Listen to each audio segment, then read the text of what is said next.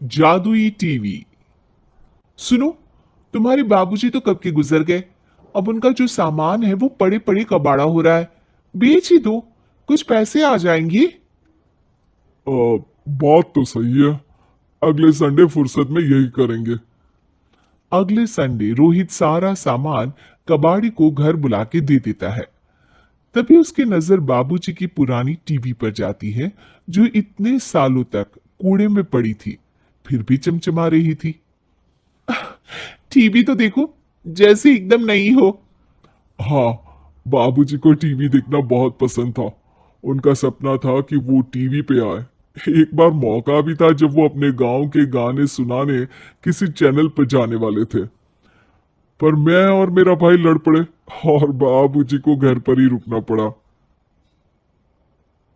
चला के देखें क्या? हाँ हाँ, क्यों नहीं, देख लेते हैं। पर शायद ही चले।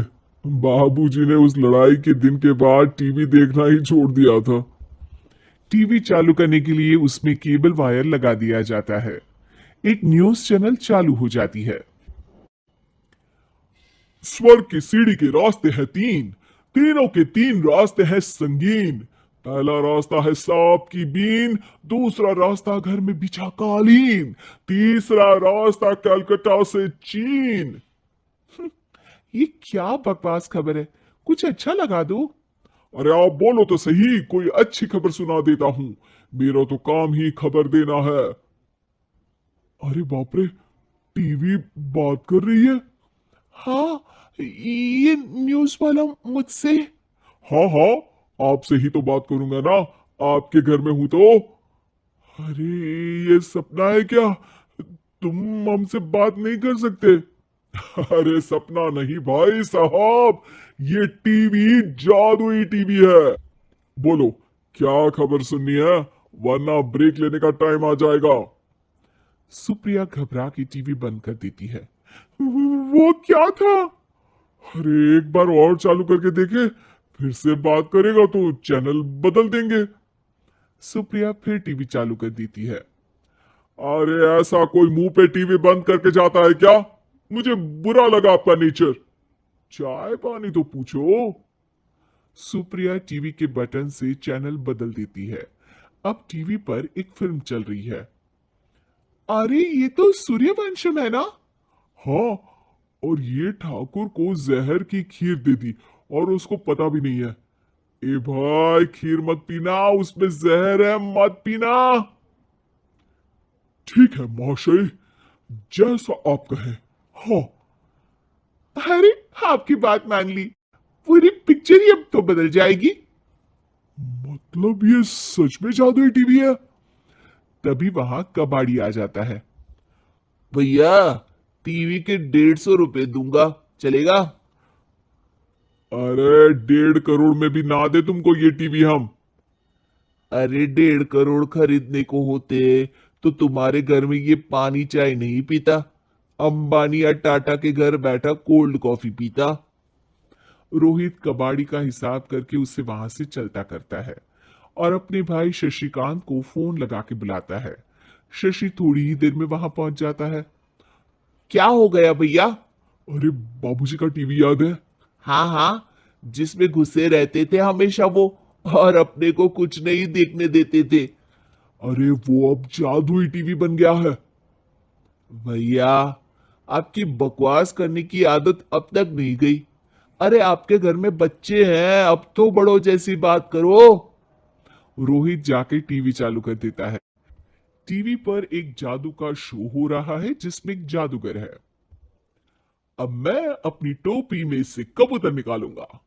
श्रिंग ब्रिंग शरिंग बम फोपा फुफी फुफा बाउ। टीवी से कबूतर निकलता है और शशिकांत के सर पर आकर बैठ जाता है। भैया, ये क्या हो रहा है? भैया इसे उड़ाओ। एक कबूतर, जा जा, कबूतर चल निकल। अब मैं टोपी में से सांप। सांप सुनते ही शशिकांत कांप जाता है और भाग के टीवी बंद कर देता है। भैया, सॉरी भैया, मैं समझ गया ये सच में जादुई टीवी है, पर एक बार और ट्राई करते हैं। पर भाभी, कोई दूसरा चैनल लगा हुआ, जिसमें डर ना लगे। सुप्रिया टीवी चला देती है और न्यूज लगा देती है। अरे कितने दिनों बाद मुझे याद आया, बताइए क्या खबर सुनाओ। और ये नया आदमी कौन है? ये मेरा भाई है शशिकांत। ओह यस, वही है ना जिससे तुम लड़ लिए थे किसी बात पे, और तुम्हारे बुढ़ाओ पिताजी गुस्सा हो गए थे और टीवी को संन्यास दे दिया था। है? तुमको कैसे पता ये सब? इस टीवी में रहने वाले आदमी से लेकर कबूतर तक को तुम्हारे बाबूजी और तुम्हारी बातें पता है, इसीलिए तो ये जादुई टीवी है। ये टीवी क्या कर सकती है वैसे? तुम जो मांगो दे सकती है। कहानी बदल सकते हो, खबर बदल सकते हो, कोई चीज मांग सकते हो। अरे भैया, ये टीवी मैं लेके जा रहा हूँ। बाबूजी का लाडला तो मैं ही था ना। अरे ऐसे कैसे? मैं बड़ा बेटा था। अब तक मेरे घर में टीवी थी ना। अब तक कहाँ गए थे पिताजी के लाडले? तुम्हारी गलती का एहसास भी है। अरे भैया ज्यादा ना बोलो वरना भूल गए, आपके दांत तोड़ दिए थे मैंने उस लड़ाई में। मेरी बीवी के सामने मेरी बेइज्जती करता है, रुक। दोनों भाई हाथापाई पे उतर जाते हैं। रुक, बताता हूं तुझे कि कौन बड़ा है। अरे छोटे का दम तो देख लीजिए आप। ये खबर आपके बाबूजी को देता हूं। तभी टीवी अचानक बंद हो जाता है। अरे शायद टीवी नाराज हो गया। और लड़ लो। आए बड़े खली बनने। टीवी से एक तेज रोशनी निकलती है और टीवी में बाबूजी दिखाई देते हैं। बाबूजी आप? इतना चकरा क्यों रहा है? अपने बाप को नहीं पहचानता क्या? ये तो ऐसा ही है बाबूजी। प्रणाम बाबूजी।